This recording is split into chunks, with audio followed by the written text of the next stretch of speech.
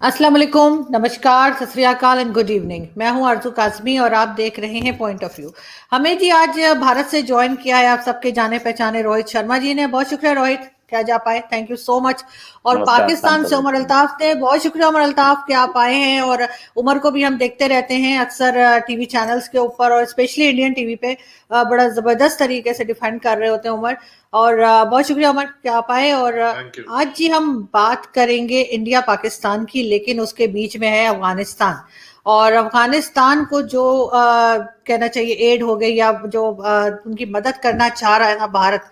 तो पहले उन्होंने कहा था कि जी पाकिस्तान से रिक्वेस्ट की, ठीक है जी यहाँ से हमें ले जाने दीजिए जो भी वो गंदुम और दूसरी चीजें वो भेजना चाह रहे हैं। लेकिन पाकिस्तान के साथ बात नहीं बनी। तो क्यों नहीं बनी और अब वो ईरान के रास्ते वहां पे पहुंचाने की बात चल रही है। क्या इसमें हो सकता था, क्या दोनों कंट्रीज मिलकर काम कर सकते थे हिंदुस्तान पाकिस्तान अफगानिस्तान के लिए? थोड़े से जो टेंशन वाला माहौल है क्या वो कम हो सकता था, या यही बेहतर है जो अब होने जा रहा है? इस पे हम बात करेंगे। और सबसे पहले उमर आपकी तरफ चलूंगी। क्या ख्याल है आपका कि ये जो हो रहा है, जिस तरीके से ईरान के थ्रू भेजा जा रहा है, पहले हो रहा था कि पाकिस्तान से कहा गया था भारत की तरफ से, लेकिन क्यों पाकिस्तान ने जो है वो प्रॉपर तरीके से इस बात के ऊपर रिस्पॉन्ड नहीं किया? लेकिन कोई ऑफिशियल चैनल्स के थ्रू पाकिस्तान को उस तरह अप्रोच भी नहीं किया हुआ, और पाकिस्तान और भारत के दरमियान इस वक्त ताल्लुकात की नौयत ऐसी है कि हर चीज को स्केप्टिसिज्म की नजर से देखा जाता है, पाकिस्तान में भी और भारत में भी, क्योंकि कोई कॉम्प्रिहेंसिव डायलॉग नहीं हो रहा दोनों मुल्कों के दरमियान। और अफगानिस्तान को लेकर भी दोनों मुल्कों की पॉलिसीज में बहुत ज्यादा वो एक तनाव की कैफियत है। जब से तालिबान का टेक ओवर है, आपको पता है इंडिया में इसका बड़ा एक रिएक्शन था, और वो इसको पूरा सपोर्ट ऐसा मानते थे कि पाकिस्तान की सपोर्ट से तालिबान आए हैं। और काफ़ी इंडिया के अंदर रिजेंटमेंट थी तालिबान के जो अफगानिस्तान पे उन्होंने अपना तसल्लुत किया। अब इस चक्कर में ऑब्वियसली एक ह्यूमैनिटेरियन क्राइसिस तो है अफगानिस्तान में, और इस सबको पता है, वर्ल्ड कम्युनिटी को भी इसमें सेंसिटाइज होना पड़ेगा। सर्दियां हैं अफगानिस्तान में, बड़ी हार्श विंटर्स हैं, फूड शॉर्टेजेस हैं, हॉस्पिटल्स में अब लोगों के जगह कोई नहीं अवेलेबल। तो बहुत ज़्यादा एक गंभीर सूरत हाल है। और ऑब्वियसली इंडिया का एक अच्छा जेस्चर ही ऑब्वियसली था कि अगर उन्होंने उधर 50,000 टन गंदम भिजवानी थी, मगर ये मोडालिटी जिसकी तय नहीं हो सकी कि ट्रक्स किसके जाएंगे। पाकिस्तान का अगर लैंड रूट यूज होता है तो पाकिस्तान इस बात पे बज़िद था कि ट्रक्स पाकिस्तानी होने चाहिए, और या फिर अफगान ट्रक्स की भी एक ऑप्शन पे गौर किया जा सकता था, मगर ऐसा नहीं हो सका, जिस वजह से कोई इस पे पेशरफ नहीं हो पाई। बिल्कुल ठीक। लेकिन अगर रोहित आपसे पूछूं तो क्यों इसमें इतना बड़ा मसला क्या था? अगर अगर पाकिस्तान की बात मान ली जाती है और उसी तरह से ट्रक इस्तेमाल हो जाते पाकिस्तान के, तो ये ज्यादा आसानी से काम नहीं हो जाता आप लोगों का? बजाय इसके क्या उस चीज को जो है सिर्फ इसलिए कि पाकिस्तान कुछ कह रहा है तो नहीं सुना गया और अपनी मर्जी से आप लोग अब दोबारा जो है वो जाहिर ईरान के थ्रू जाएंगे?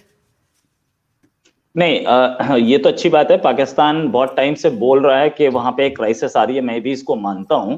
और ये भी है कि इंडिया में इन्होंने बोला कि माना जाता है कि तालिबान जो है वो पाकिस्तान की वजह से बैठा है या सपोर्ट से बैठा है। मानते हैं, इंडिया में मानते होंगे लोग, लेकिन उससे ज्यादा यूएन में और वेस्टर्न वर्ल्ड में भी मानते हैं, और अमेरिकन प्रेसिडेंट के तो उसमें स्टेटमेंट्स हैं। यहां से बात बाहर निकले कि भाई ट्रक्स, अब ट्रक्स जो थे, हमारा गेहूं है, हमारा वीट है, हमारा गंदुम है, भेजे कैसे हम अपने ट्रक्स में भेजेंगे? वो जाके वागा पे ऑफलोड होंगे, फिर आपके ट्रक्स में चढ़ेंगे, फिर उसके बाद अफगानिस्तान पहुंचेंगे। ऐसा ये वास्ट, मतलब इतना जैसे बोलते हैं ना, एक चमत्कारी idea, out of the way idea, ये आया कैसे? और ऊपर से आपके प्राइम मिनिस्टर का स्टेटमेंट था या आपके आपके फॉरेन ऑफिस का स्टेटमेंट था कि एक ट्रांजिट फीस भी लगेगी। यार, आप ही तो दुनिया से बोलते फिर रहे हो कि वहां क्राइसिस है, सामान भेजिए, उस पर से आप ट्रांजिट फीस भी लेंगे। ह्यूमैनिटेरियन क्राइसिस, आप तो वैसे ही बोलते हैं ना कि हम मुसलमान हैं, हम मुसलमानों के भाई हैं, और वो मुस्लिम उम्मा, तो वो कोई हिंदू थोड़ी है यार। अफगानिस्तान, आप मुस्लिम उम्मा को सपोर्ट करना चाहिए था ना। तीसरी चीज, पर पाकिस्तानी ट्रक्स क्यों होने चाहिए? What is the reason for it? मतलब हमारे ट्रक में कुछ ऐसा होता है कि ड्रग्स छुपी होती हैं, हमारे ट्रक्स जाके एक्सप्लोड कर जाते हैं आपके प्राइम मिनिस्टर के रेजिडेंस के बाहर। ट्रक जाएगा यहाँ से, वहां पहुंचेगा, आपकी अपनी सिक्योरिटी होगी, आप देख लीजिए। मतलब हम ये एक चीज के हम सामने वाले से भीख भी मांगेंगे और बोलेंगे कटोरा तेरा नहीं मेरा, ये कौन सा तरीका है यार? हमारी मर्जी है, हम अपने ट्रक से भेजेंगे, आपको दे दिया हमने, ऑफलोड कर दिया, उसके बाद वहां से आपके ट्रक्स निकले, मिडवे के 3 किलोमीटर दूर जाकर के आपने इंडिया का झंडा फेंका, उसके आगे पाकिस्तान का झंडा लगा दिया, और वहां पहुंचे, वहां पहुंच करके बोले ये तो पाकिस्तान का है, इंडिया का तो आया ही नहीं। और उसमें से हमने 50,000 टन वीट भेजना था, उसमें से 10,000 आपने भेजा ही नहीं अपने कंट्री में, आपके पास भी वीट प्राइसेस है ना, अपने कंट्री में यूज कर लिया। तो ये भाई हम भेजेंगे तो हमारे ट्रक से जाएगा, ये बहुत क्लैरिटी से हम बता रहे थे ना। Yes, you can reply.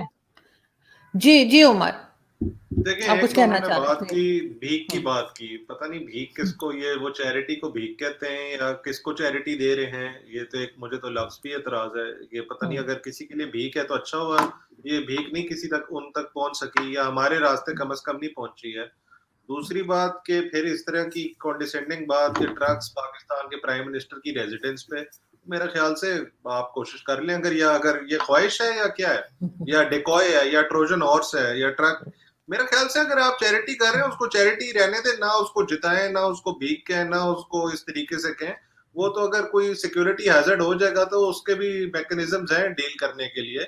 और बात यह है कि पाकिस्तान और इंडिया के दरमियान जिस तरह के ताल्लुकात हैं, तो पाकिस्तानी सड़कों पे इंडिया के ट्रक्स शायद ना अलाउ किए जा सकें, इस तरह माहौल ही नहीं है, ना कोई ट्रेड हो रहा है, ना कुछ हो रहा है। अगर आपने और तरीके से पहुंचाना है, पाकिस्तान आपको तो नहीं कोई कह रहा कि आप उधर पहुंचाएं, आपका अपना डिसीजन है, आपने एक्सेप्ट करना है तालिबान के साथ कोई रिलेशंस करने हैं, को उधर डेवलपमेंट करनी है, या कोई ह्यूमैनिटेरियन एड या भीख अगर वो अफगानिस्तान को पहुंचानी है तो आप डायरेक्टली कर लें, पाकिस्तान को बीच में ना इन्वॉल्व करें। नहीं, भीख तो नहीं है। पाकिस्तान ने तो नहीं आपके यहाँ कोई अपील की कि आप अफगान लोगों की मदद करें, आपने करनी है करें। पाकिस्तान ने फिलहाल नहीं अलाउ किया, और उस पे बिल्कुल पाकिस्तान हक में जाने में, क्योंकि हाँ, पाकिस्तान इस तरह की किसी भी चीज को इंडिया के एक प्रोपेगेंडा के तौर पे और फिर करना कि जी पाकिस्तान ने इस तरीके से लेके अफगानिस्तान को कर दिया, तो पाकिस्तान तो ऑब्वियसली बहुत केयरफुली पाकिस्तान चल रहा है इस सारी चीजों से। नहीं, बिल्कुल ठीक कह रहे हैं उमर की। एक जरूर बात मैं कहूंगी कि बिल्कुल रोहित, भीख का वर्ड यूज नहीं करना चाहिए। अगर आप किसी की मदद कर रहे हैं तो ऑफ कोर्स वो फिर भीख तो नहीं है। लेकिन अगर इसी बात को हम आगे लेके चलें, और अभी हमारे जो डीजी आईएसपीआर की प्रेस कॉन्फ्रेंस आई थी, उसमें कई जगह पे उन्होंने कश्मीर का जिक्र किया, भारत का जिक्र किया, उन्होंने फेक इनकाउंटर्स की बात की, तो उसको किस तरह से लेते हैं? पहले मैं उमर आपसे ही पूछूंगी, फिर रोहित की तरफ चलती हूँ। देखिए, कौन से फेक इनकाउंटर्स? जी, देखिए, डीजी आईएसपीआर ने इस बात को एक्नॉलेज किया कि लाइन ऑफ कंट्रोल पे तकरीबन 1 साल हो गया। लास्ट फरवरी में एक सीज फायर नेगोशिएट हुआ था और वो इन प्लेस है, और काफी ज्यादा दोनों साइडों से इसका वो सीज फायर को वायलेशंस नहीं हुई है, उसका पास रखा गया है, जो कि एक अच्छी चीज है। मगर पिछले कुछ दिनों में इंडियन मीडिया ने कुछ ऐसी खबरें की कि पाकिस्तान ने कोई इन्फिल्ट्रेशन की कोशिश की है, और उस दौरान शायद उन्होंने इल्जाम लगाया कि शायद पाकिस्तान की आर्मी भी इसमें इन्वॉल्व थी, और एक पाकिस्तानी फौजी को भी उन्होंने मारा। ये इंडियन मीडिया का क्लेम था। इसको कैटेगोरिकली डिनाई किया डीजीआईएसपीआर ने कि इस तरह का ये एक डिकॉय था, और ये एक फॉल्स ऑपरेशन के करके किसी एक कश्मीरी को पाकिस्तानी आर्मी का यूनिफॉर्म पहना के इस तरीके का ये किया गया, ढोंग रचाया गया। तो मुझे नहीं पता कि इंडिया इससे क्या हासिल करना चाहता है या क्या उसके मकासद हैं, मगर अगर सीज फायर पाकिस्तान भी उसका पास रख रहा है तो फिर इंडिया को भी इस पे कुछ, मुझे नहीं पता, उनका एतराज किया। और सिर्फ पाकिस्तान ही नहीं, ये इंडिया के ऑफिशियल सोर्सेज और कश्मीर में जो इंडिया की मिलिट्री और पुलिस ऑफिशियल्स हैं, उन्होंने भी इस बात को एक्नॉलेज किया कि इन्फिल्ट्रेशन इस टाइम 0 पे है और कोई सीज फायर वायलेशंस भी नहीं हो रही हैं। कश्मीर का मसला जी जब तक एक कायम रहेगा, मसाइल तो भारत के लिए रहेंगे उधर, और इस तरह के जो इल्जामात लगते रहेंगे उधर। एक इंडिजिनस एक स्ट्रगल है भारतीय फौज और भारतीय हुकूमत के खिलाफ, और वो तो उसको तो कोई नहीं दबा सकता। नहीं, बिल्कुल आप ठीक कह रहे हैं, लेकिन रोहित, जैसा उमर ने कहा कि यूनिफॉर्म पहना दी गई किसी को पाकिस्तान आर्मी की, और फिर आप लोगों ने दिखाया कि एक फेक इनकाउंटर करके, इसको कहाँ तक आप मानते हैं कि ये सही है, या ये इस तरह से वैसे होना नहीं चाहिए, लेकिन फिर भी आपकी साइड से आप क्या कहेंगे कि किस तरह से ये सब कुछ हो रहा है और क्यों हो रहा है? आप दोनों को बड़ी ऑब्जेक्शन थी मेरे वर्ड पे, भीख पे। अगर बुरा लगा तो I am really sorry, but अगर वो चैरिटी अफगानिस्तान मांगता है तो वो चैरिटी होती है, लेकिन अफगानिस्तान में क्राइसिस है, पाकिस्तान मांग रहा है तो उसे भीख ही बोलते हैं। ठीक है, अफगानिस्तान मांगे मेरे लिए चाहिए, आप मांग रहे हैं कि अफगानिस्तान में क्राइसिस है उसे दो हमारे थ्रू, वो क्या होता है? आप कौन है? दूसरी चीज, आप तो ओआईसी का सेशन बुला लाए थे, ओआईसी का सेशन बुलाया था, बोला था वहां क्राइसिस है, और अब आपके पास क्राइसिस है, आपको पता है वहां ह्यूमैनिटेरियन क्राइसिस है, वहां जाना है पैसा, वहां जाना है सामान, उसके बाद क्यों ह्यूमैनिटेरियन क्राइसिस को रोका गया? क्या सिर्फ एक ट्रक्स की वजह से? दूसरी चीज, आपने बोला कि शायद ट्रक्स ना जा सके तो सीपीईसी में ज्वाइन करने के लिए बोल रहे थे आप, तो हमारे कैसे जाते? क्रेन से, बाय प्लेन जाते सीपीईसी में? भाई वो भी तो ट्रक से जाते, सीपीईसी तो रोड है, तो वो सीपीईसी में जा सकते हैं। अगर आज इंडिया बोलते सीपीईसी को एक्सेप्ट कर रहे हैं, हमारे ट्रक आप फट से अलाउ कर देंगे, वो अफगानिस्तान के लिए अलाउ नहीं है। सीपीईसी तो आप कितने साल से बोल रहे हैं कि इंडिया टू ज्वाइन, आप ज्वाइन कीजिए, अब आपको प्रॉब्लम है? नो, आपको ट्रांजिट का पैसा चाहिए था और आप उसमें से सामान उठाना चाहते थे। दूसरी बात, आपने बोला कि प्राइम मिनिस्टर के रेजिडेंस के बाहर अगर फोड़ सकते हैं तो कोशिश कर लें। आपके president general Pervez Musharraf road पे थे, एक कार आई, ब्लास्ट किया, और उन्होंने बोला कि एक्सेलरेटर, अपने कार को, अपने ड्राइवर को बोलना एक्सेलरेटर दबा, भगा। दूसरी आई, फिर ब्लास्ट किया, और तीसरी स्टार्ट नहीं हुई, वरना तीसरे में उनका बचना मुश्किल था। जब आपके प्रेसिडेंट आर्मी चीफ पे हो सकता है तो प्राइम मिनिस्टर रेजिडेंस के सामने क्यों नहीं हो सकता भाई? लेकिन इंडिया ऐसी टेररिस्ट एक्टिविटीज करता नहीं है। मैंने सिर्फ आपको यह बोला था कि क्या इंडिया के ट्रक्स जाकर के आपके प्राइम मिनिस्टर रेजिडेंट के बाहर एक्सप्लोड कर जाते, जो आपने ऐसा बोला, आपने मना कर दिया। अब मैं वापस आता हूं। डीजीआईएसपीआर ने प्रेस कॉन्फ्रेंस की और यह बोला कि भाई यूनिफॉर्म पहना दी। भाई एनकाउंटर तो हुआ था, एक आदमी मारा गया था, ठीक है, उसकी बॉडी भी लेने से मना कर दिया। अब डीजीआईएसपीआर जो बोल रहे हैं, तो डीजीआईएसपीआर को कोई वहां पे जर्नलिस्ट होता है जो कि ये डीजीआईएसपीआर से क्वेश्चन पूछ ले कि डीजीआईएसपीआर साहब, आपसे पहले एक डीजीआईएसपीआर थे और उनसे पहले 5-6 रहे, उसमें से किसी एक का स्टेटमेंट था कि करगिल में हमारे आदमी नहीं है, और जब तक करगिल खत्म हुआ, जब विड्रॉ भी कर गए, उसके बाद भी स्टेटमेंट था कि करगिल में हमारे आदमी नहीं है। ये सारे के सारे डीजीआईएसपीआर का स्टेटमेंट था जिस दिन करगिल से विड्रॉल हुआ है, कि ये सारे के सारे प्राइम मिनिस्टर्स ऑफिस के अंडर चलते हैं, हमारे अंडर नहीं चलते। फिर निशाने हैदर कैसे दे दिया? और वही लोग, भाई वो सूबेदारी थे ना, क्या नाम उनका, जन, मैं वो नाम भूल गया, निशाने हैदर दिया गया, जन पूरा नाम मैं भूल गया। एनीवेज, तो उनको ये सारे के सारे तो आर्मी के बाद में मान लिया ना, हो सकता है इनको भी 3-4 साल बाद मान लें, 5-6 साल बाद मान लें, तो ऐसा नहीं है। प्लीज आप अपने डीजीआईएसपीआर को आंख बंद करके नहीं ट्रस्ट कर सकते, क्योंकि आपके डीजीआईएसपीआर जो है, और डीजीआईएसपीआर के आपके प्रेसिडेंट भी वही तो बोल रहे थे कि हमारे आदमी नहीं है, उन्होंने बाद में एक्सेप्ट किया हमारे आदमी है। एक नहीं, मैं 10 बता सकता हूं पाकिस्तानी एस्टैब्लिशमेंट के, इंडियन एस्टैब्लिशमेंट ने कभी ऐसा बोला हो, आज की स्टेटमेंट हो कि ये हमारा आदमी नहीं है, और कल बोला हो कि नहीं है हमारा आदमी है। कुलभूषण यादव को पहले दिन से एक्सेप्ट किया हमारा है, और जिसको एक्सेप्ट नहीं किया उसको आज तक एक्सेप्ट नहीं किया। हमारी स्टेटमेंट्स चेंज नहीं होती हैं। अब आप बता दीजिए कोई हो तो। जहां तक बात है कश्मीर का मसला कायम रहेगा, देखिए कश्मीर का जो मसला है अब एक डेड इशू है। डेड इशू ऐसे है कि अब वहां पे सिर्फ आप टेरर भेज रहे हैं और कुछ नहीं है। वहां कश्मीर के लोग भी इंडिया को सपोर्ट कर रहे हैं, अब तो वो ओपनली आ गए हैं, ठीक है, इंडियन आर्मी ज्वाइन कर रहे हैं, सामने है, सबके सामने क्लियर है। वहां पर यूएई इन्वेस्टमेंट कर रहा है, एक डायरेक्ट फ्लाइट चल रही है गल्फ से, जिसको पाकिस्तान नहीं बना किया ना, नहीं और तो कुछ नहीं। अब पाकिस्तान, अगर पाकिस्तान के साथ खड़ा कौन है उस कश्मीर के इशू पे? हमें तो अब टर्की भी खड़ा नहीं दिख रहा। पहले तो एक टर्की बोलता था यूएन में कई बार कि नहीं नहीं ये कश्मीर इशू है, कश्मीर, अब तो वो भी नहीं बोलता। चाइना कितना बोल रहा है, आपका सबसे अच्छा दोस्त, वो हिमालय से ऊंची दोस्ती और समुद्र से गहरी दोस्ती, चाइना कितना आपके साथ है? चाइना क्या करगिल वॉर में आपके साथ था? चाइना ने क्या बोला था कि भाई वो एलओसी को रेस्पेक्ट कीजिए।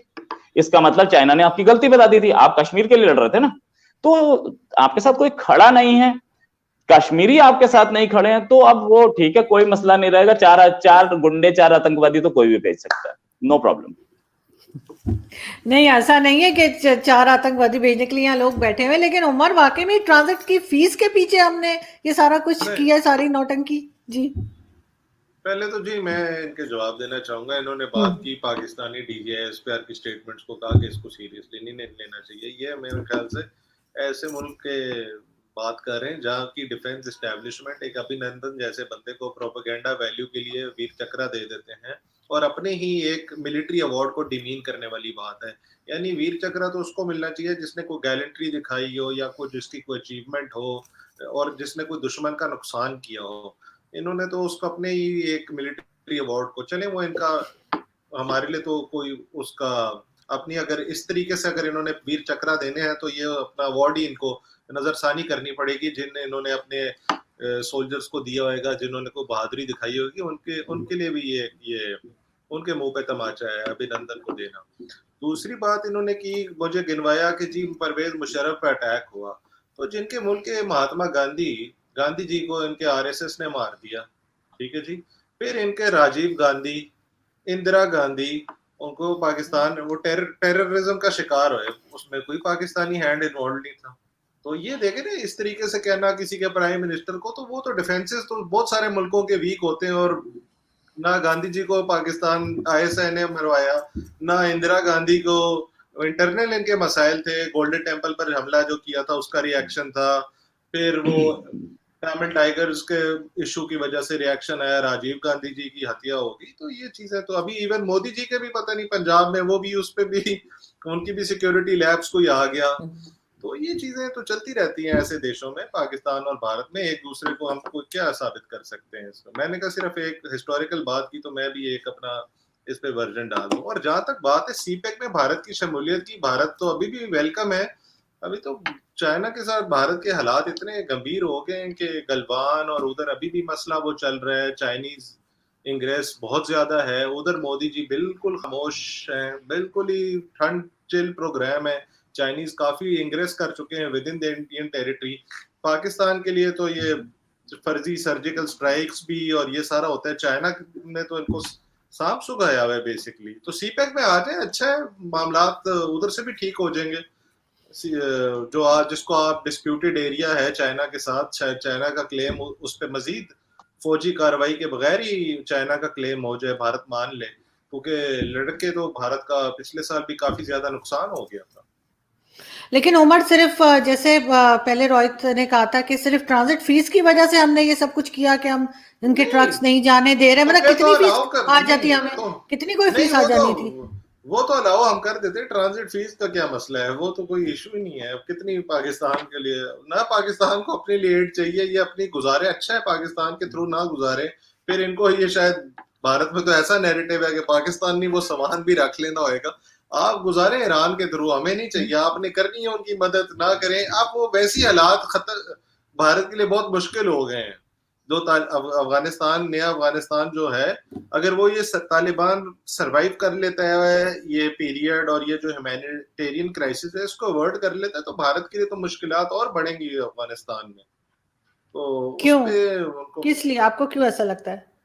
क्योंकि जी उनकी आदत थी, उनकी जिस तरह एम्बेसीज ऑपरेट कर रही थी और जिस तरह रॉ का उधर एक पूरा आशीर्वाद थी अफगान हुकूमत की, वो तो अब सारा रोल बैक हो चुका है ना जी। इस वजह से वो जो काउंसलेट्स पाकिस्तान के खिलाफ कार्रवाइयों के लिए इस्तेमाल हो रही थी वो तो खत्म हो गया। और पाकिस्तान की कोई नीयत नहीं है कि तालिबान या अफगान टेरिटरी को भारत के खिलाफ इस्तेमाल करने की। अगर होती तो इस टाइम कश्मीर में काफी भारत के लिए मुश्किलात होती ना, बहुत ज्यादा इन्फिल्ट्रेशन हो रही होती, बहुत ज्यादा मसाइल होते, वो तो हो नहीं रहा। और LOC पे भी एक सीज फायर इन प्लेस है पिछले 1 साल से दोनों। तो मुझे नहीं लगता कि भारत को उस तरह डरना चाहिए कि अफगानिस्तान की सरजमीन उनके खिलाफ इस्तेमाल होगी। मगर जो वो अफगानिस्तान को पाकिस्तान के खिलाफ इस्तेमाल कर रहा था वो भी नहीं अब होएगा। इसलिए काफी बहुत मायूसी है पिछले 5-6 महीने से उधर। रोहित, है मायूसी अब भारत में कि अब अफगानिस्तान को इस्तेमाल नहीं कर सकेंगे? क्या इस्तेमाल करा जा रहा था अफगानिस्तान को? हमें जरूरत क्या है, जब 15 अगस्त के बाद आपकी गवर्नमेंट आ गई थी, जिसको आपके आईएसआई चीफ जाके बनवा के आ गए थे, उसके बाद से तो कोई टेरर अटैक पाकिस्तान में हुआ ही नहीं है ना। ये टेरर अटैक फिर कहां से हो रहे हैं? जब आपकी गवर्नमेंट आ गई तो फिर तो नहीं होने चाहिए थे। ये क्या, ये एक्सप्लेनेशंस। अच्छा, उमर के साथ एक खूबी है, इनसे क्वेश्चन पूछिए आप चाय पीते हैं कॉफी, तो ये बोलते हैं मैं पैंट नाइके की पहनता हूं। अरे यार, मैंने ये बोला था कि सीपीईसी में आना था, तो सीपीईसी में तो आपके ट्रक आता, हम हमारे ट्रक वहां जाते। इन्होंने हमें इनविटेशन दे दिया सीपीईसी ज्वाइन करो। अरे भाई, सीपीसी ज्वाइन करो नहीं करो इस पे तो बातें नहीं हो रही थी। सीपीसी ज्वाइन करने के लिए बोल रहे थे, हमारे ट्रक जाते कि नहीं जाते, या आप तब भी आप ये बोलते कि नहीं नहीं ट्रक तो आप वहीं छोड़ देना बागा पे ही, दूसरा हमारा ट्रक ले जाएगा सीपीसी से। आई मीन लाइक गुड आंसर्स, और सारे आंसर्स ऐसे ही थे मेरे को। मतलब इन्होंने अभिनंदन वीर चक्र की बात की, तो उसपे मुझे जवाब तो देना ही पड़ेगा। अभिनंदन ने गैलेंट्री काम किया था कि नहीं किया था मुझे नहीं पता, वो एक अयाज सादिक हैं, उसको आप जानते होंगे उनको, वो फॉर्मर स्पीकर है नेशनल असेंबली के आपके। उन्होंने एक स्टेटमेंट दिया था कि अभिनंदन पकड़ा गया था तो एक आर्मी चीफ की टांगे कांप रही थी, पसीने आ रहे थे। अगर एक आदमी को पकड़ने पे आर्मी चीफ की टांगे कांप जाए, पसीने आ जाएं, तो इससे बड़ा गैलेंट्री काम किया यार एक आदमी हमारा, 6 लाख की आर्मी चीफ। तो परमवीर चक्र मिलना चाहिए था ना, वीर चक्र कम दिया। भाई एक आदमी से कांप जाए अगर पूरा आर्मी चीफ 6 लाख का, जो कि ये बोलता है मेरे पास न्यूक्लियर वेपन है और धमकी देता है न्यूक्लियर वेपन यूज करूंगा, तो उस अभिनंदन से डर जाए, तो फिर तो मतलब ये क्या, ये गैलेंट्री अवार्ड का के लायक काम है कि नहीं है? आप बताएं, मुझे नहीं पता। इन्होंने बोला महात्मा गांधी मारे गए, मैंने ये बोला था कि देखिए अटैक किस पे हुआ, अटैक आपके प्राइम मिनिस्टर के घर के बाहर भी हो सकता है, इंडिया ऐसे काम नहीं करता है, लेकिन आपके अपने प्रेसिडेंट के काफिले पे अटैक हुआ 3 बार। इन्होंने महात्मा गांधी भाई साहब मतलब 1948 याद दिला दिया। खैर 80 इयर्स पहले की कहानी सुनाने के लिए thanks a lot. Rajiv Gandhi भी बताया, इंदिरा गांधी भी बताया। हमारे राजीव गांधी उस समय प्राइम मिनिस्टर नहीं थे जब उनका असैसिनेशन हुआ, इंदिरा गांधी थी, उस समय सिक्योरिटी इतनी टाइट नहीं थी, ठीक है। उसके बाद एसपीजी बनी। जहां तक बात यह है कि हमारे यहां ऐसा कभी नहीं हुआ कि एक प्राइम मिनिस्टर हो उसको अरेस्ट करके फांसी पर लटका दिया जाए, ऐसा पाकिस्तान में ही होता है। अच्छा, पाकिस्तान में जो प्राइम मिनिस्टर बन जाता है ना, उसका एक ही फ्यूचर होता है, या तो वो फांसी पर लटक जाए या वो कंट्री से बाहर भाग जाए। कोई ऐसा प्राइम मिनिस्टर मुझे दिखा नहीं जो कि मतलब अपने बल पर प्राइम मिनिस्टर। अब शाहिद खान अब्बासी बोलेंगे तो that's a different thing all together, उनको किसी और ने बनवाया, राइट। या जमाली बोलेंगे तो उनको किसी और ने बनाया, किसी और के आशीर्वाद से बने, वो जो अपनी हिम्मत से बना, वो उसको कंट्री छोड़ के भागना ही पड़ा। मतलब जहां तक बात ये कि बेनजीर भुट्टो का भी मर्डर हुआ आपके यहाँ, ये सारे असैसिनेशंस और मर्डर्स, तो पीछे जाए तो लियाकत अली, जो आपके लियाकत अली, पूरा नाम मैं भूल रहा हूं उनका, first prime minister Liaquat Ali Khan, Liaquat Ali Khan, तो वो मुझे तो नहीं लगता वो किसी प्लेन क्रैश में मरे थे, उनका भी शायद असैसिनेशन ही हुआ था। तो अपनी हिस्ट्री भी देख लेते ना यार, दूसरे कंट्री को बता रहे हो आप। मैंने सिर्फ ये बोला था कि हमारे ट्रक जाएंगे तो आपके प्राइम मिनिस्टर के घर के बाहर एक्सप्लोड नहीं कर जाएंगे, वो जाएंगे अफगानिस्तान। लेकिन आपने कुछ इस तरीके से मना किया, लेकिन आपने फिर वही बताया कि चाय नहीं पीता मैं तो जुराबे भी एडिडास की पहनता हूं। Come back to the point. शब्द अच्छे इस्तेमाल करने चाहिए, शब्द अच्छे इस्तेमाल करने चाहिए। भीख, एक्सप्लोजन, ये इस तरह की ना लैंग्वेज वैसी ठीक नहीं है। अच्छे माहौल में बात होनी चाहिए ना कोई भीख है, एक्सप्लोजन। अब पाकिस्तान और भारत के दरमियान ट्रक्स एक्सप्लोड की तो फिर उसकी कॉनोटेशंस बहुत ज्यादा हो जाती है ना। हम तो मजाक में भी एक दूसरे पे इस तरह के मजाक भी हमारे अच्छे होने चाहिए, ना कि एक्सप्लोजन या बम धमाके या जिस चीज की कोई नेगेटिव इम्प्लीकेशन हो। जी, एग्जांपल्स अच्छी होनी चाहिए। आपके प्राइम मिनिस्टर और आपके होम मिनिस्टर दोनों बोल सकते हैं कि हम न्यूक्लियर अटैक कर सकते हैं इंडिया पे। मैं ये नहीं बोल सकता कि ट्रक एक्सप्लोड हो जाएगा। बहुत बढ़िया, तो मैं तो उनकी बात को कंडेम कर रहा हूँ। वो उनकी तो सियासत है ना जी इस तरह की, वो तो पॉलिटिकल स्टेटमेंट्स दे रहे हैं। तो हम तो इधर as neutral, as much neutrality और जितना ऑब्जेक्टिव हम हो सके उतनी बात करनी चाहिए ना, कि हमारे कोई पॉलिटिकल एजेंडास तो नहीं है। और जहां तक मैंने महात्मा गांधी जी की मिसाल दी, मैंने वो इसलिए भी दी कि उनके जो कातिल हैं आरएसएस, वो आज भारत में आज हुक्मरान है। मोदी जी भी तो आरएसएस के कारसेवक थे ना एक दौर में। आरएसएस बैंड हो गई, अब इस पोजीशन ऑफ पावर में है कि अब वो भारत के हुक्मरान है। तो मैंने तो ये बात की थी कि इतने जो गांधी जी को ही ना माने या उनकी आइडियोलॉजी से आज डिफर करें, वो आज उन्हीं के मुल्क में आज उनका पूरा राज है। तो मैं तो ये कॉन्ट्रडिक्शन हाईलाइट करना चाह रहा था। अच्छा, अब आपने क्या किया, आपने जूते भी एडिडास के बता दिए। अच्छा, अब वापस आते हैं, let's come back to the point. मैं जवाब दे रहा था, बीच में कूद पड़े। चेक करना उमर के जूते किस कंपनी के। नहीं, मतलब फैक्ट रिमेन्स, जो आंसर मैं दे रहा हूं उससे बिल्कुल मुख्तलिफ क्वेश्चन सामने से आ रहा है। सॉरी, मुझे भाई आपके जो ज्ञान आ गया फैसल वाडा की तरह, मैं अब अपना क्या जूता इधर स्क्रीन टेबल पे तो रख नहीं सकता। वो तो फौज का लेके बैठा हुआ था। और ना मैंने वो मेरे पास पॉलिश है कि मैं वो। अच्छा, तो बात ऐसी है कि क्या पाकिस्तान में प्राइम मिनिस्टर भी पॉलिटिकल स्टेटमेंट दे जाते हैं? प्राइम मिनिस्टर को क्या राइट होता है पॉलिटिकल स्टेटमेंट देने का? प्राइम मिनिस्टर कैसे, कि कोई कंट्री का प्राइम मिनिस्टर या कोई कंट्री का होम मिनिस्टर कैसे स्टेटमेंट दे सकता है कि हम इंडिया पर न्यूक्लियर अटैक कर सकते हैं? भाई हम न्यूक्लियर वेपन्स यूज करेंगे। पॉलिटिकल स्टेटमेंट अगर आपके प्राइम मिनिस्टर देते हैं तो मैं भी देख लेता हूं, उनको बोलिए कि चले जाएं, वो ताइवान एक विजिट मार के दिखाएं। Just a minute, let me complete. वो एक ताइवान विजिट मार के दिखाएं, जैसे ही उनके पासपोर्ट पे ताइवान का वीजा लगेगा, आपके डिप्लोमेटिक रिलेशंस बन गए ताइवान से, और चाइना अपनी एम्बेसी बंद कर देगा, जैसे लिथुआनिया में हुआ। नहीं कर सकते वो यार, क्योंकि prime minister and home minister या दोनों सारे मिनिस्टर्स, ये सबके सब जब एक कुर्सी पे बैठे होते हैं तो they have to behave like they are the prime minister. वो एक कंट्री की अमानत है, इस समय किसी पार्टी की अमानत नहीं है। वो ऐसे स्टेटमेंट नहीं दे सकते। जहां तक बात इन्होंने बोला चाइना इंडिया की टेरिटरी में एंटर कर चुका है, ये क्लेम चाइना ने नहीं किया है, आप कर रहे हैं। कीजिए, आपको चाइना ने अपना स्पोक्स पर्सन बना दिया, तर्जुमान बना दिया क्या? भाई नहीं बनाया। अब चाइना क्लेम नहीं कर रहा है और इंडिया ने बॉर्डर पे मिसाइल्स लगा रखी हैं, बॉर्डर पे टैंक्स लगे हुए हैं, बॉर्डर पे बोफोर्स लगी हुई है, S-400 लग गया, अब तो वहां पर सुखोई लग गया है, वहां पर राफेल लग गया है। तो क्या इंडिया डर गया क्या? अगर डरा होता तो ये सब लगाता। और अब तक जितनी भी बॉर्डर टॉक्स हुई हैं सारी फेल हुई हैं। अगर इंडिया डर रहा होता तो सीधे सीधे मान लेता तुम्हारा है, ले लो। ट्रांजिट फीस की पाकिस्तान को जरूरत नहीं है तो मांगी क्यों थी?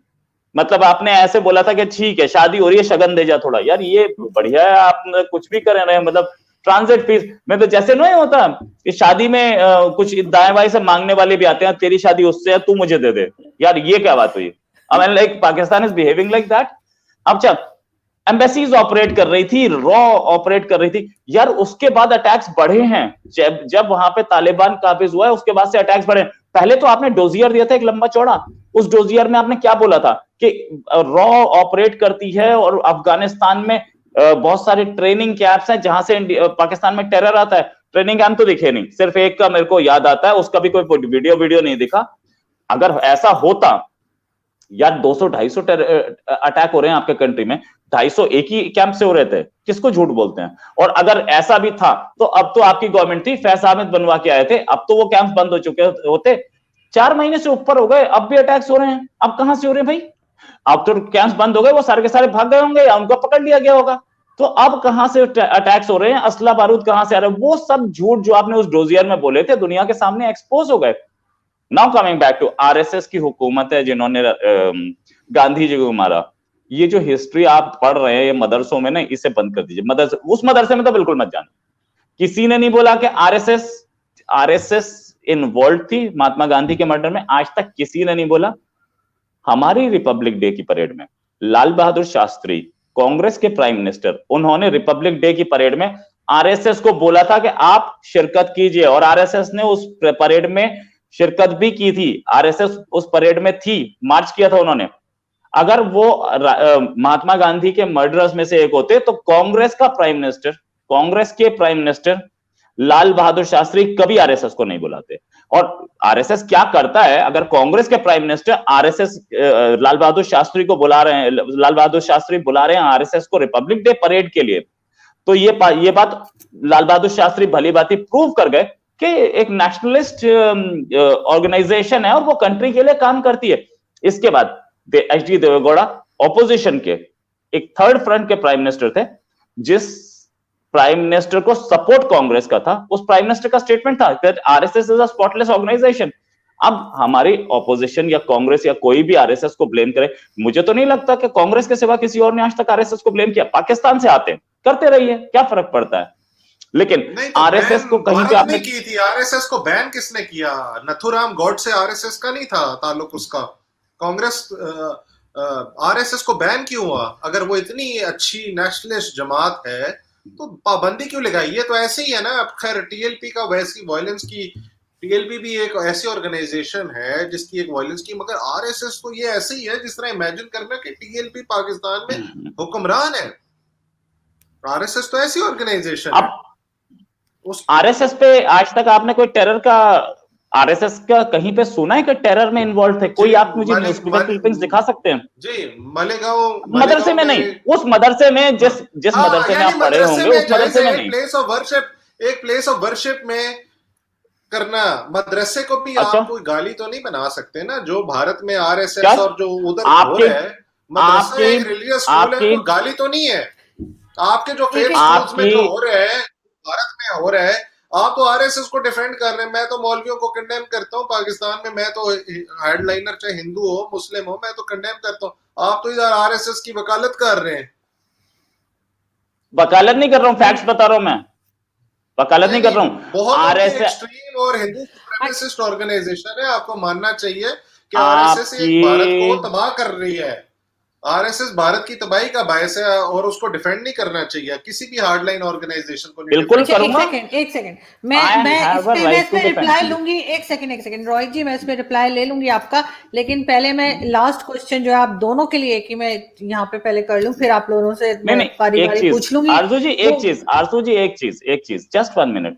मैंने तो डिफेंड नहीं किया, मैंने लाल बहादुर शास्त्री को कोट किया, हमारे फॉर्मर प्राइम मिनिस्टर को, दूसरे एचडी देवेगौड़ा को कोट किया, फॉर्मर प्राइम मिनिस्टर को।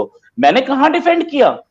मैंने तो साफ बोला कि भैया एचडी देवेगौड़ा ने बोला कि वो स्पॉटलेस ऑर्गेनाइजेशन है। मैंने बोला क्या? मैंने तो नहीं बोला। मैंने अपने फॉर्मर प्राइम मिनिस्टर्स को, और प्राइम मिनिस्टर जो कुर्सी पे बैठे थे, ठीक है। दूसरी चीज, मैं आपकी गवर्नमेंट की रिपोर्ट को कोट कर रहा हूं जिसमें उन्होंने बोला कि तालिबान या दूसरे टेररिस्ट आपके मदरसों से आते हैं। आप रिपोर्ट्स पढ़िए, आपकी सुप्रीम कोर्ट की जो जजमेंट है उसे पढ़िए कि आपके जो एनडब्ल्यूएफपी में यानी कि खैबर पख्तूनख्वा में वजीरिस्तान में जो मदरसे हैं वो टेररिस्ट को सपोर्ट कर रहे हैं। आप पढ़िए, आपके फॉर्मर प्रेसिडेंट परवेज मुशर्रफ ने लाल मस्जिद को कोट किया कि यहां पे टेररिस्ट आते हैं और टेररिस्ट ऑपरेशन हुआ वहां पे। मैं एक मुझे बता दीजिए, एक प्राइम मिनिस्टर, एक आर्मी चीफ, एक हमारा सुप्रीम कोर्ट का ऑर्डर जिसने ये बोला हो कि टेररिस्ट ऑर्गेनाइजेशन है या टेरर को सपोर्ट करती है आरएसएस। आरएसएस के पास सिर्फ डंडा होता है, चाकू तक नहीं देखा आज तक मैंने। कौन सा टेरर, कैसा टेरर? बैन तो हुई थी। और जो भारत में लिंच चलाए जा रहे हैं, जो मुसलमानों को नमाज नहीं पढ़ने दिया जा रहा है, ये सारे आरएसएस ही तो कर रहे हैं। आरएसएस स्पॉन्सर्ड गुंडे ये कुछ कर रहे हैं। भारत में लिंच मॉब्स कौन चला रहा है? अच्छा, आप तो फिर आप डिनाइल में अगर चले गए तो मैं आप क्या कह सकता हूँ? मैं तो आप फ्रीली कंडेम कर सकता हूँ ना। मैं अपने मुल्क में मैं टीएलपी को भी कंडेम कर सकता हूँ। मैं ये भी मान सकता हूँ जी मदरसों में ऑब्वियसली टेररिज्म की कार्रवाइयां उधर से हुई है, मगर इसका ये मतलब नहीं सारे। आपने तो एक ब्लैंकेट, एक क्लीन चिट दे रखी आरएसएस को। आरएसएस भारत में बैन भी हुई थी ना, फिर बैन ओवरटर्न हो गया। इतनी अच्छी ऑर्गेनाइजेशन को बैन कौन करता है? इतनी अच्छी ऑर्गेनाइजेशन को बैन कौन करता है? जी अरे सुन तो लीजिए, ऑर्गेनाइजेशन है। मोदी जी अब नहीं और आप तो मानने के लिए नहीं तैयार। तो मैं क्या सुनूं कि गांधी जी को आरएसएस ने माना इसलिए फिर बैन भी हो गई थी ना। जी रोहित से रिप्लाई ले लेते हैं। जी रोहित, क्यों बैन हो गई थी जी? अगर गांधी जी को मारा ही नहीं, आरएसएस ने मजाक में बैन कर दिया था। जी रोहित, अरे सुन तो लीजिए, आपके कंट्री में क्या बेनजीर भुट्टो को बाहर नहीं निकाला गया? उनका कंट्री में घुसना अलाउड नहीं था। नवाज शरीफ का नहीं, बैंड है। तहरीके तालिबान पाकिस्तान में बोल नहीं सकते वो। आपको बोलने का कोई रिप्लाई कर देते रोहित को। जी रोहित, क्या नवाज शरीफ को नहीं निकाला गया? निकाला गया। आपकी गवर्नमेंट ने 2 दिन पहले स्टेटमेंट दिया कि वो क्या नाम है, तहरीके तालिबान नहीं टीएलपी, तहरीक लब्बैक टेररिस्ट ऑर्गेनाइजेशन है। प्रेस कॉन्फ्रेंस में दिया गया, ऑफिशियल था। आपकी पंजाब गवर्नमेंट ने एक हलफनामा दिया पंजाब हाई कोर्ट में, और बोला कि इसको इंडिया के दो आदमी, इंडिया के दो बिजनेसमैन सपोर्ट करते हैं, फंडिंग करते हैं। 2 दिन बाद और उसने आपके 8 पुलिस वाले भी मार दिए। 2 दिन बाद उसके साथ आप मुआहदे कर रहे थे, उसके साथ आप पीस एग्रीमेंट्स कर रहे थे और उसके साथ इलेक्शन लड़ने की बात कर रहे थे। एक मिनट यार प्लीज, मेरे को जवाब तो देने दीजिए, है ना। अब जहां तक बात ये कि बैन क्यों हुआ, देखिए बैन क्यों हुआ वो अलग रीजन से बैन हो सकता है, टेरर का रीजन कभी नहीं लगा, कभी ये नहीं बोला गया कि आरएसएस टेरर का फैलाती है, राइट। दूसरी चीज, जहां तक बात है लिंच मॉब्स और ये और वो, ये किसी ने बोला हो? भाई कांग्रेस की गवर्नमेंट 10 साल थी, कांग्रेस ने बोला हो, कांग्रेस की गवर्नमेंट 10 साल थी तो वो कोर्ट केस कर सकती थी, कोर्ट में जा सकती थी, उसके पास एनआईए थी, उसके पास दिल्ली पुलिस थी, उसके पास सीबीआई थी, उसके पास सारे थे, उसके पास एंटी टेरर ऑर्गेनाइजेशन थी। वो आरएसएस के खिलाफ केस चलाती? नहीं चला, राइट, नहीं चला, क्योंकि आरएसएस कभी इसमें इन्वॉल्व ही नहीं थी। मैं आरएसएस को जस्टिफाई नहीं कर रहा हूं, मैं सिर्फ ये बता रहा हूं कि फैक्ट्स पे बात की जाए। आरएसएस हिंदुत्व ऑर्गेनाइजेशन है, वो बात वो खुद क्लेम करते हैं। एक आरएसएस एक ऐसी ऑर्गेनाइजेशन है जिसमें एक मुस्लिम विंग है और उसमें सारे मुसलमान हैं। तो अगर एक ऑर्गेनाइजेशन में मुस्लिम विंग है तो आप कैसे बोल सकते हैं कि वो एंटी मुस्लिम है या लिंच मॉब चला रही है? आरएसएस में मुस्लिम्स उसकी शाखाओं में जाते हैं, आप देख लीजिए, आप उसकी वेबसाइट पे जाइए, नहीं आप किसी उसको गूगल को सर्च मारिए, मुस्लिम विंग है कि नहीं। ऐसे ही आप बोल रहे हैं कि हिंदुत्व की एक वो आरएसएस के आदमी वो हमारे इस समय प्राइम मिनिस्टर है और वो टेररिस्ट। अरे यार एक बात बताइए कि इस गवर्नमेंट में क्या मुस्लिम मिनिस्टर्स नहीं हैं? हैं। इस गवर्नमेंट में क्या नजमा हेपतुल्ला गवर्नर नहीं है? पहले मिनिस्टर थी, वो पहले कांग्रेस में थी, तब तक तो बड़ी अच्छी थी, बिल्कुल साधु थी। जिस समय वो बीजेपी में आ गई सडनली टेररिस्ट बन गई। यार ऐसे नहीं चलता ना, आपके हिसाब से कंट्री नहीं चलेगा, कंट्री उस हिसाब से चलेगा जिस हिसाब से ये लोग वोट करेंगे इंडिया के, और लोगों ने प्राइम मिनिस्टर मोदी को वोट किया है तो किया है, दैट्स इट। नहीं बिल्कुल, मैं एक सेकंड उमर से मामला चल जाते हैं। अगर टीएलपी में भी 2 हिंदू और 1 सिख आ जाए तो टीएलपी फिर एक्सट्रीमिस्ट ऑर्गेनाइजेशन नहीं है। आपका मानना ही है कि बस 2-4 मेंबर 10 मेंबर एक विंग बना लो तो सब ब्लैंकेट क्लीन चिट मिल जाता है। टीएलपी को भी चाहिए मेरा ख्याल से, या सारी ही जो भी एक्सट्रीमिस्ट ऑर्गेनाइजेशन है, कि उधर एक आध हिंदू मेंबर रख लिए जाए तो फिर वो एक्सेप्टेबल हो जाती हैं, फिर उनकी एक एक्सेप्टेबिलिटी कायम हो जाती है। या उनको अगर सेक्टेरियन भी हो ना, जो अगर कोई अगर फॉर एग्जांपल अगर सिपा साहबा भी है उसमें, अगर वो 1-2 शिया शामिल करा लेना तो वो भी बिल्कुल ठीक ऑर्गेनाइजेशन है, उसका बैंड होने का कोई जवाब नहीं रहता अगर आपके लॉजिक को माना जाए। मैं एक काम करती हूँ, मैं फ्रेम को चेंज करके आप दोनों को साथ कर देती हूँ, मैं साइड पे घर चली जाती हूँ क्योंकि आप लोग मेरी बात ही नहीं सुनते यार। क्या हो गया? कई बार ऐसा होता है एक्चुअली मैं आपको बताऊं, हमारे यहाँ असेंबली, हमारे यहाँ पार्लियामेंट है, आपके यहाँ नेशनल असेंबली है, उसमें एक पोस्ट होती है स्पीकर की, उसका नाम ही स्पीकर होता है, वो बोल नहीं पाता, बोलते बाकी सारे हैं। आप वो स्पीकर हैं।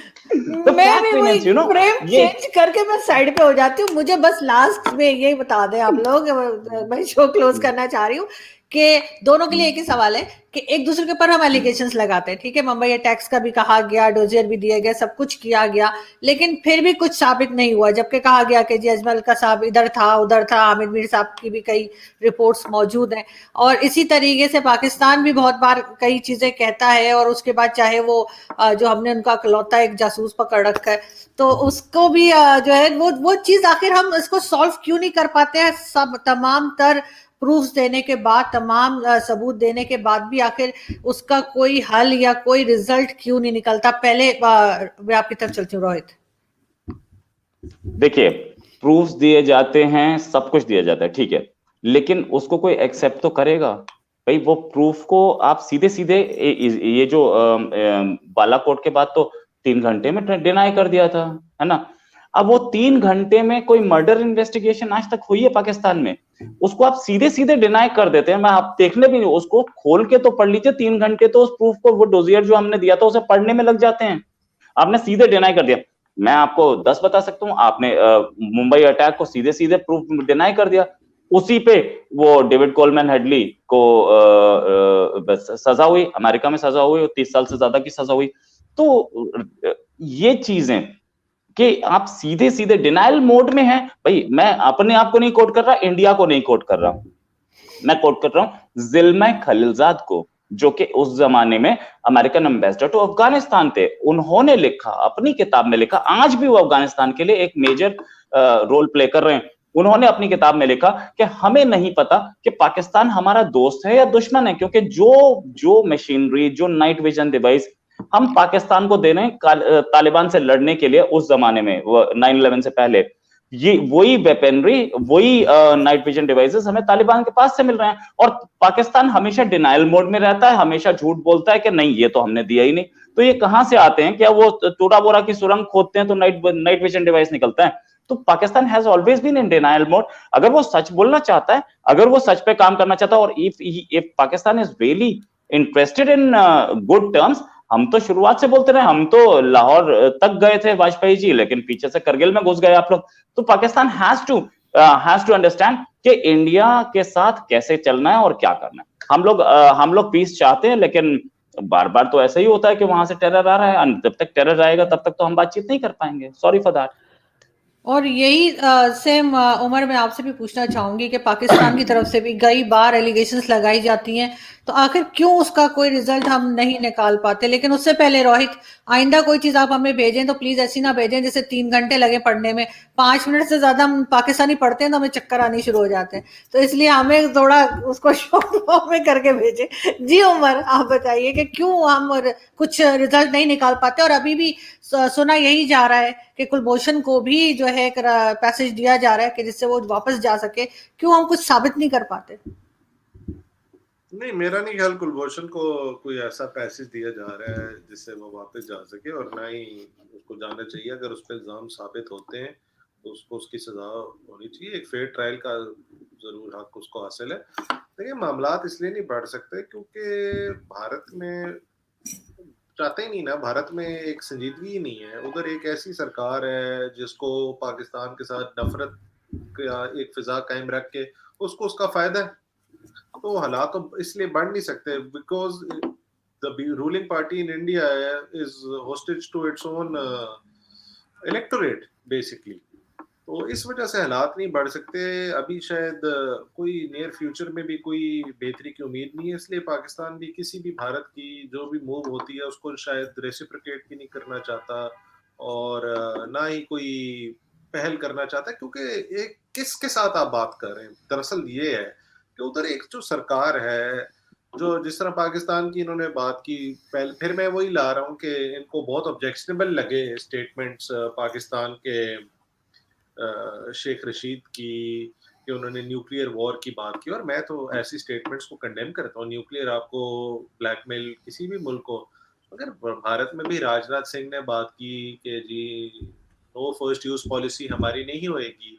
अमित शाह ने फ्लोर ऑफ द पार्लियामेंट में कहा कि हम आजाद कश्मीर भी हासिल करेंगे, लड़ के लेंगे आजाद कश्मीर। तो इस तरीके की प्रोवोकेटिव स्टेटमेंट्स देना और फिर पाकिस्तान को बताना, मैं तो ऐसी स्टेटमेंट्स को कंडेम करता हूँ ना। मगर दूसरी इस तरफ से वही भारत में ऐसा माहौल है कि हमें हमारी चीजें बताना, हम तो भाई मानते भी हैं। हम तो चाहे टेररिस्ट या एक्सट्रीमिस्ट मुस्लिम हो हिंदू हो उसको कंडेम करते हैं। हम तो जो हिंदू बच्चियों को पाकिस्तान में कन्वर्ट फोर्सिबली करते हैं उन पे भी हम कंडेम करते हैं। बहुत गलत काम करते हैं, जौन सी भी तंजीमें करती हैं। जो एक मियाँ मिठू जो सिंध में उसको कंडेम करते हैं और उसके खिलाफ कार्रवाई होनी चाहिए, इस तरह की बात करते हैं।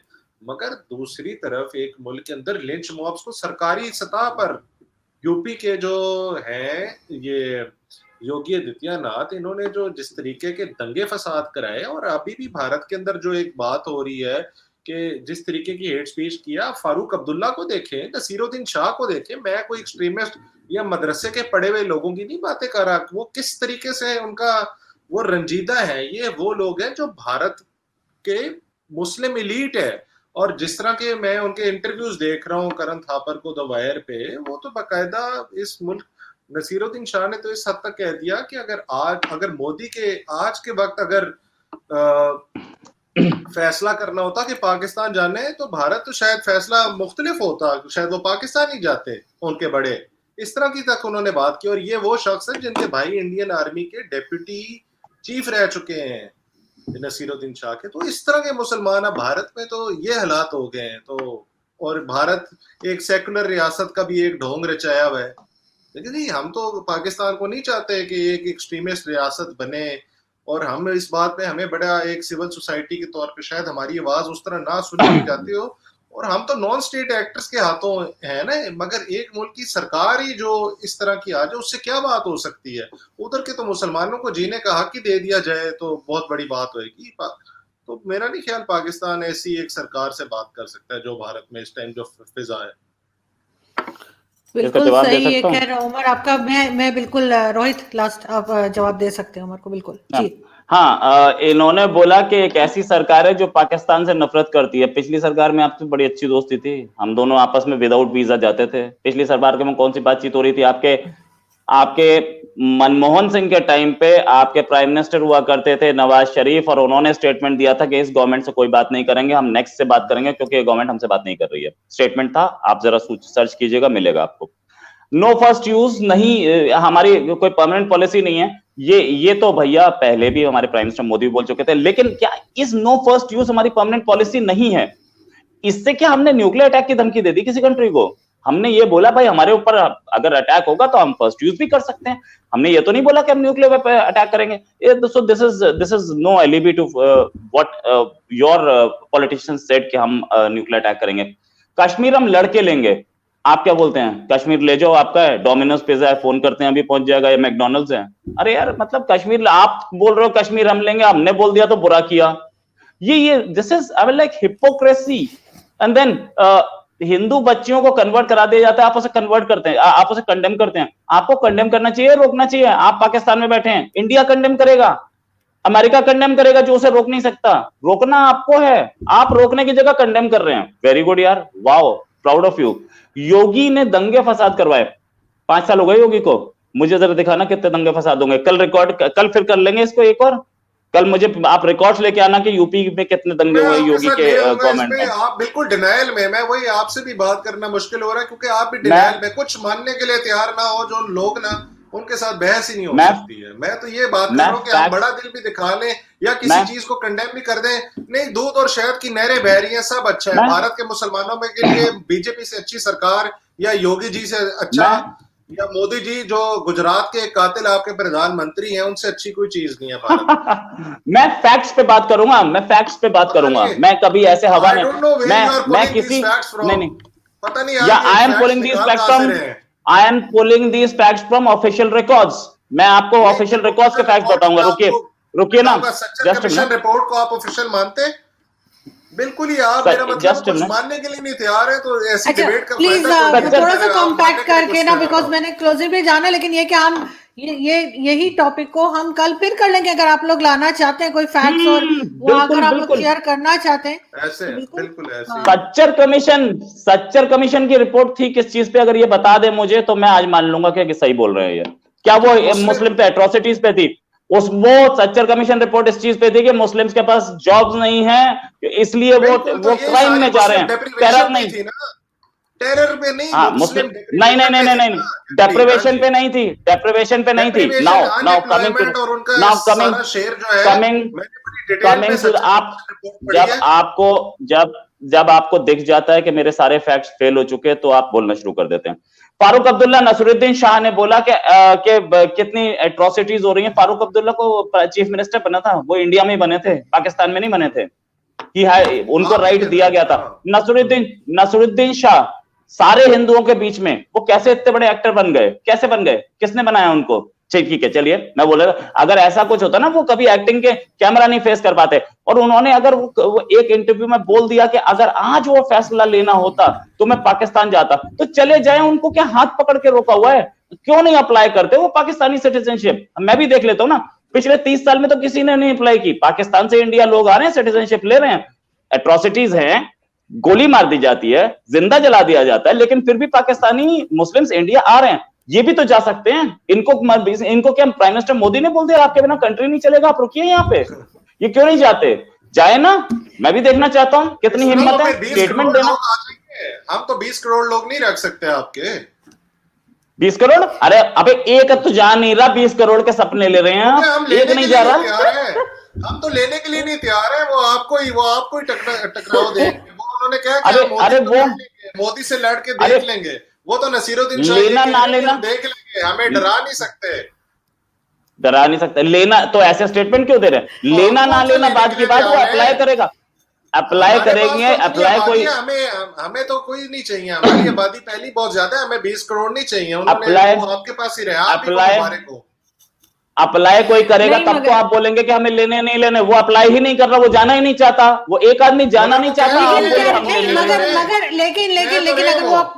लेकिन अगर वो कोई बात कह रहे हैं, वो कह रहे हैं कि हमारे से गलत फैसला हो गया। उनकी आज 70 साल बाद मोदी जी ने उनको याद दिला दिया कि उन्होंने गलत फैसला कर दिया। नहीं, लेकिन अगर कोई किसी पाकिस्तान को कोई सही साबित करने वाला एक 74-75 साल में आया है वो शख्स नरेंद्र मोदी है, जहां पे भारतीय मुसलमानों को भी इस बात का एहसास हो गया कि उनसे गलत फैसला हुआ। नहीं देखे, कम से कम एक चीज यहाँ पे देखे, मैं यहाँ पे एक चीज बस क्लोजिंग के लिए जा रही हूँ, ये जरूर कहूंगी कि हर किसी को अपनी राय रखने का हक है, चाहे वो जिस कंट्री का भी हो। कम से कम नसीरुद्दीन शाह ने जो बात की, उसके बाद उनको नॉर्दर्न एरियाज की सैर के लिए नहीं भेजा मोदी गवर्नमेंट ने, ये बड़ा अच्छा है। अगर यही बात हमारे यहाँ कही होती तो शायद वो अभी तक सैर करने जा चुके होते। हम लोग बड़ा ख्याल दुबई चले जाएं, दुबई क्यों, हम नॉर्दर्न एरियाज में ले जाते हैं ना।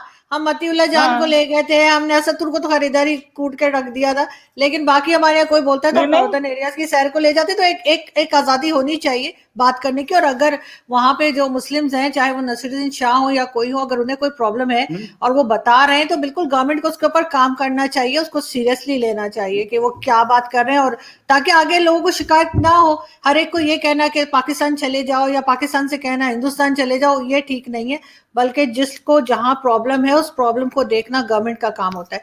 थैंक यू सो मच कि आप दोनों ने ज्वाइन किया। हम दोबारा जल्दी फिर मिलेंगे और वो जो चीजें आप लोग आपस में शेयर करना चाह रहे थे वो हम कर लेंगे। थैंक यू आप दोनों का। Thank you Umar and thank you Rohit, बहुत शुक्रिया। Thank you.